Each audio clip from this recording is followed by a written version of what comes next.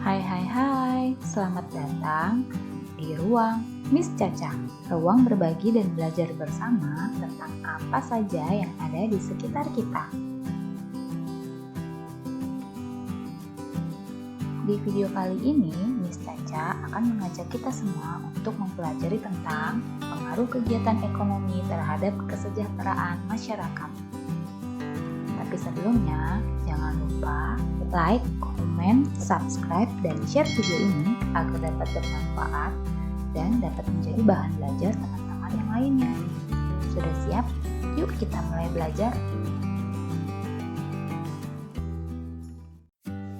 Seperti yang sudah disampaikan sebelumnya, hari ini kita akan mempelajari tentang pengaruh kegiatan ekonomi terhadap masyarakat. Nah, untuk di awal kita harus tahu dulu apa itu kegiatan ekonomi. Kalian pasti tahu, dalam kehidupan sehari-hari kita tidak pernah lepas dari kegiatan ekonomi. Apa saja sih kegiatan ekonomi yang dilakukan dalam kehidupan sehari-hari? Nah, kegiatan ekonomi itu terdiri dari 3, yaitu kegiatan produksi, distribusi, dan konsumsi. Ketiga kegiatan ini saling berkaitan satu sama lain. Satu kegiatan ekonomi terhambat, maka akan mengganggu kegiatan ekonomi yang lainnya. Oke, kita sekarang masuk ke kegiatan ekonomi yang pertama, yaitu produksi. Apa sih itu produksi? Coba kalian amati kegiatan ekonomi pengrajin gerabah ini. Seorang pengrajin akan mencari tanah liat sebagai bahan baku. Tanah liat ini diolah menjadi berbagai bentuk, misalnya gerabah. Gerabah yang sudah dibuat akan dijemur, kemudian dibakar. Dan di proses akhir, gerabah tersebut diwarnai, kemudian dijual kepada konsumen. Nah, dari ilustrasi tersebut dapat dikatakan bahwa seorang pengrajin telah melakukan kegiatan produksi. Jadi, apa sih itu kegiatan produksi?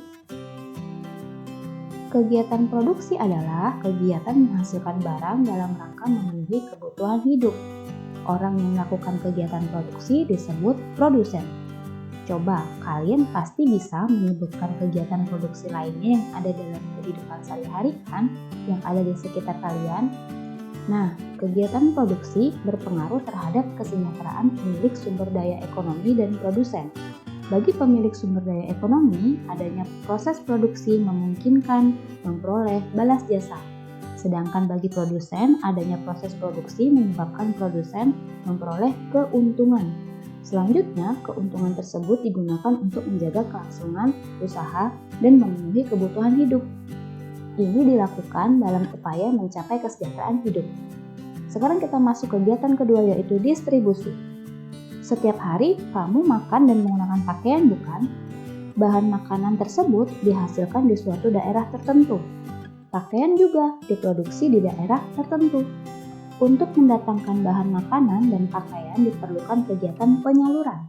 Kegiatan inilah yang disebut kegiatan distribusi. Jadi, apa sih kegiatan distribusi itu? Kegiatan distribusi adalah kegiatan menyalurkan hasil produksi dari produsen ke konsumen. Orang yang melakukan kegiatan distribusi disebut distributor. Kelancaran distribusi membutuhkan sarana transportasi dan akses yang memadai. Tujuannya untuk apa? Agar hasil produksi dapat segera sampai ke konsumen dengan cepat dan tepat. Sekarang kita masuk ke kegiatan yang ketiga, yaitu konsumsi. Coba, kalian pasti pernah melihat kegiatan waktu istirahat sekolah, bukan? Ada teman-teman yang sedang jajan di kantin atau ada juga makanan yang dibawa dari rumah. Nah, jajan di kantin atau memakan bekal dari rumah merupakan kegiatan konsumsi. Tidak hanya menghabiskan barang, kegiatan yang dapat mengurangi nilai guna barang juga termasuk kegiatan konsumsi. Misalnya menggunakan seragam ataupun sepatu. Jadi, konsumsi adalah kegiatan menghabiskan atau mengurangi nilai barang dan jasa untuk memenuhi kebutuhan hidup. Sedangkan orang yang melakukan kegiatan konsumsi disebut konsumen. Untuk mengkonsumsi barang dan jasa, masyarakat mengeluarkan pengorbanan tertentu. Pengorbanannya dapat berupa uang dan waktu. Dengan mengkonsumsi barang dan jasa, masyarakat berusaha memperoleh kepuasan optimal. Nah, ini dilakukan untuk dapat mencapai taraf hidup sederhana. Jadi, kesimpulannya apa? Kesimpulannya adalah kegiatan ekonomi yang terdiri dari 3, yaitu produksi, distribusi, dan konsumsi, sangatlah berkaitan satu sama lain. Jika salah satu kegiatan tersebut terhambat, maka akan mempengaruhi kegiatan-kegiatan yang lainnya. Misal, distribusi gas LPG. Jika terhambat, maka pastinya akan mempengaruhi konsumen yang ada di masyarakat. Juga akan sangat berpengaruh pada produksi. Bagaimana kalian bisa memahami?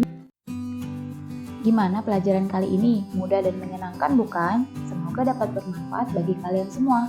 Tapi Miss berharap kalian tetap belajar dan berlatih soal-soal yang ada di buku latihan kalian, serta kalian juga harus berliterasi dari berbagai sumber untuk menambah wawasan dan pengetahuan kalian terkait dengan materi ini.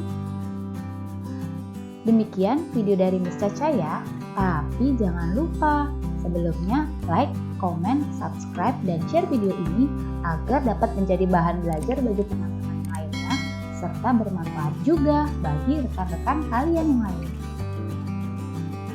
Oke, kalau begitu sampai jumpa di video selanjutnya.